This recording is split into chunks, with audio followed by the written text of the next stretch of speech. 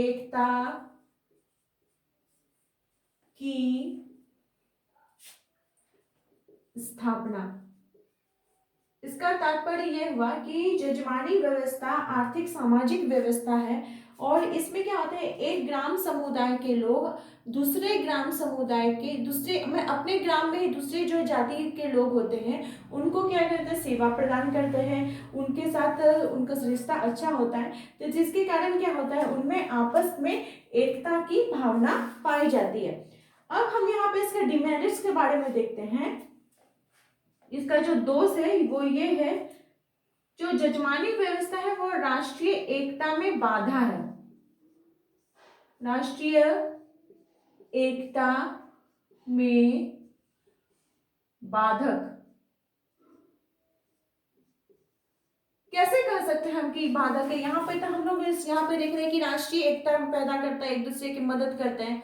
बाधक इस रूप में हम कह सकते हैं क्योंकि जो व्यक्ति जिस गांव में रहता है, जिस समुदाय में रहता है, उनको अपने स्वामी भक्ति उनके अंदर इतनी रहती है कि वो दूसरों का हित नहीं समझ पाते, दूसरों के हित की चिंता नहीं करते। वो अपने स्वामी भक्त के कारण अपना ही जो उसके जो जजमान होते हैं या जो कामिन होते हैं उनकी हितों की ही रक्षा के संदर्भ में सोचते हैं, तो जिसके कारण जो बाहरी समूह के साथ है उनके एकता में ये बाधा पहुंच जाता है।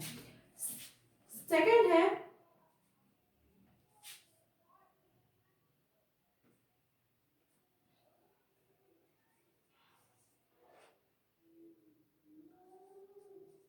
राष्ट्रीय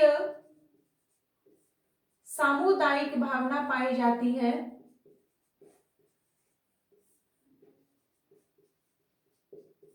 राष्ट्रीय सामुदायिक भावना का तात्पर्य यह हुआ कि जजमानी व्यवस्था में एक ऐसा ग्राम समुदाय है जिसमें कि एकता को स्थापित करने के लिए गांव के हर समूह के, हर समुदाय के जो लोग होते हैं वो एक दूसरे से संबंधित होते हैं और इसके कारण क्या होता है कि उनमें एक सामाजिक आर्थिक एक चक्र चलता है जिसके अनुरूप वे कार्य करते हैं, उनमें भावना पाई जाती है।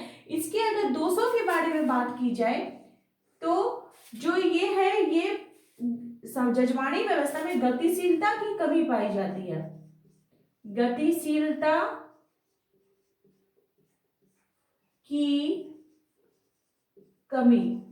कैसे हम कह सकते हैं कि गतिशीलता की कमी पाई जाती है?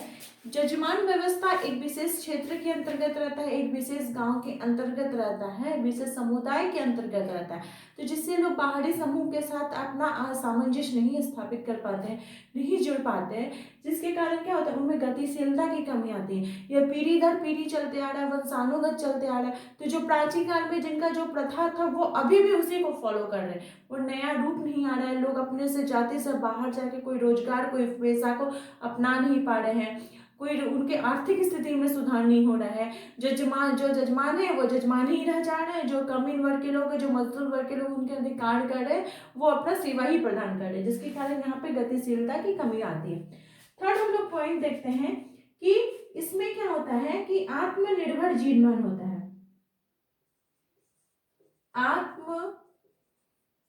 आत्मनिर्भर जीवन।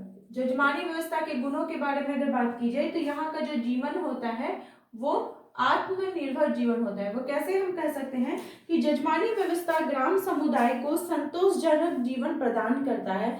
जजमानी व्यवस्था के कारण हर व्यक्ति की आवश्यकताएं ग्राम में ही पूरी हो जाती है, उसी से वे संतुष्ट हो जाते हैं, जिसके कारण क्या होता है, उनको दूसरे के ऊपर निर्भर नहीं पड़ना होता है, किसी के ऊपर डिपेंड नहीं पड़ना पड़ता है। इसलिए बोला जा सकता है कि इनमें आत्मनिर्भर जीवन पाया जाता है। अगर इसके डिमेरिट्स के बारे में बात की जाए तो ये जो है ये नवीन परिवर्तनों में बाधक है। जजमानी व्यवस्था जो है वो नवीन परिवर्तनों में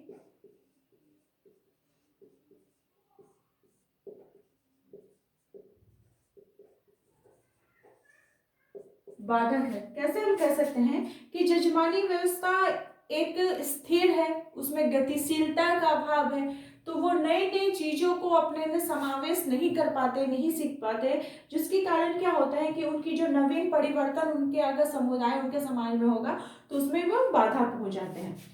फोर्थ है, इसके गुण के बारे में, मेरिट्स के बारे में हम लोग बात कर रहे हैं। और यहाँ पे डिमेरिट्स के बारे में बात कर रहे हैं। 200 के बारे में। तो यहाँ पे फोर्थ जो पॉइंट है वो है सामाजिक नियंत्रण।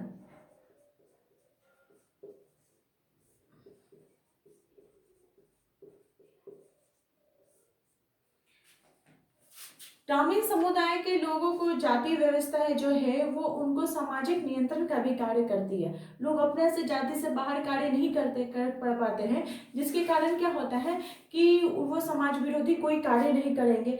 इसके संदर्भ में जो रॉस महोदय ने बताया है कि ये सामाजिक हस्तक्षेप को बढ़ावा देता है और इसके जो सदस्य होते हैं वो अपने आधिकारिक लाभ का उत्पादन करने के लिए वो अपने समूह के अंतर्गत ही कार्य करते हैं, चाहे उन्हें कोई भी कष्ट हो कुछ भी हो वो अपने समूह के अंदर ही सेवा प्रदान करके अपने कार्यों को संपन्न करते हैं।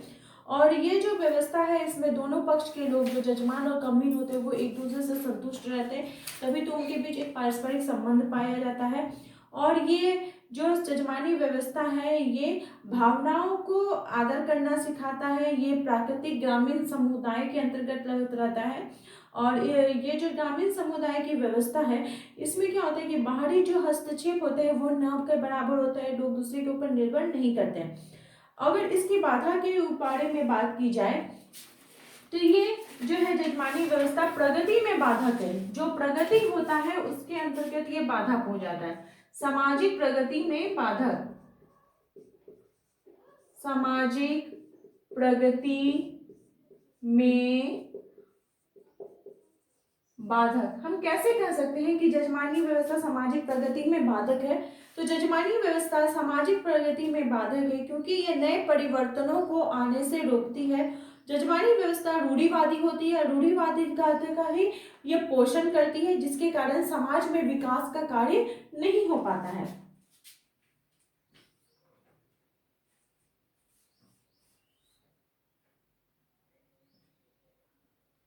फिफ्थ नंबर हम लोग पॉइंट देखते हैं कि जजमानी व्यवस्था जो है यह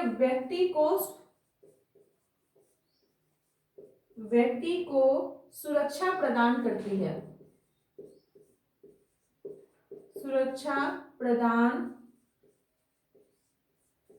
करती है। कैसे हम कह सकते हैं कि जजमानी व्यवस्था व्यक्ति के हर प्रकार की सुरक्षा प्रदान करती है, इसका काम और पुरस्कार निश्चित होता है, व्यक्ति को परेशान नहीं होना पड़ता है।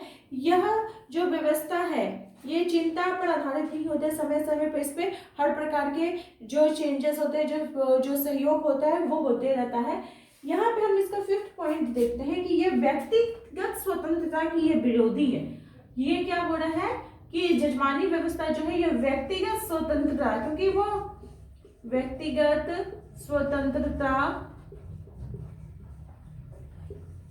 की विरोधी है। कैसे हम कह सकते हैं कि यह व्यक्तिगत स्वतंत्रता की विरोधी है? तो जजमानी व्यवस्था व्यवसाय एवं उद्योगों के विकास में बाधा पहुंचाती है। यह व्यक्तिगत स्वतंत्रता का भी इसमें कोई स्थान नहीं होता है। व्यक्ति केवल एक क्या होता है कोल्हू के बैल के समान हो जाता है जो दिन रात करता है। और इसमें क्या होता है कि आंखों पर परंपरा की पट्टी, वंशानुगत की पट्टी, पीढ़ी दर पीढ़ी जो चलना है उसकी पट्टी बंधे रहते हैं, जिसके फलस्वरूप क्या होता है कि जीवन भर ये दूसरों को सेवा प्रदान करना, इनके जीवन में कोई भी परिवर्तन नहीं आता है। ये सब चीज हम लोग को यहाँ पे देखने को मिलता है। तो आज का ये टॉपिक आप लोग अच्छे प्रकार से समझ में आ गया होगा कि हम लोग किसके बारे में बात कर रहे हैं, जजमानी व्यवस्था के गुण एवं दोषों के बारे में बात कर रहे हैं। जहां जजमानी व्यवस्था राष्ट्रीय एकता की स्थापना करती है, लोग एक साथ मिलजुल कर एक गांव के सदस्य कार्य करते हैं, ये क्या होता है कि ये राष्ट्रीय में बाधा के रूप में भी है, क्योंकि जो व्यक्ति जिस गांव के अंदर जन्म ले रहा है वो उसी के लोगों को हित सोचने की कोशिश करता है, बाहरी लोगों के हित वो नहीं सोच पाता है। सेकेंड, ये राष्ट्रीय सामुदायिक भावना इसमें रहती है कि अपने गांव के अंतर्गत जो उसकी सामुदायिक भावना रहती है उसको ये पनपता है, इसमें ये फल फूलता है। लेकिन इसमें क्या होता है कि जो हम लोग देखते हैं जजमानी व्यवस्था में जो गतिशीलता होती है उसका अभाव देखा जाता है। जजमानी व्यवस्था में लोग आत्मनिर्भर जीवन करते हैं क्योंकि वो गांव के अंदर रहते हैं, उनकी आवश्यकताएं, उनकी जरूरतें बहुत कम होती है, जिसके कारण वो दूसरों के ऊपर निर्भर नहीं रहते हैं, वो अपने जितना भी उनका होता है उसी में संतुष्ट रहते हैं। और यहाँ पे हम लोग देखते हैं कि ये नवीन परिवर्तनों में बाधक है। संतुष्ट उसी में रहते हैं, उनमें परंपरा, धार्मिक कर्तव्य, ये सब चीजों का समावेश रहता है, जिसके कारण वो नई नई चीजों को ग्रहण नहीं कर पाते हैं, नहीं सीख पाते हैं, सोचते हैं कि नहीं हम अपने बाहर जाते से बाहर जाके कोई भी कार्य नहीं कर पाएंगे।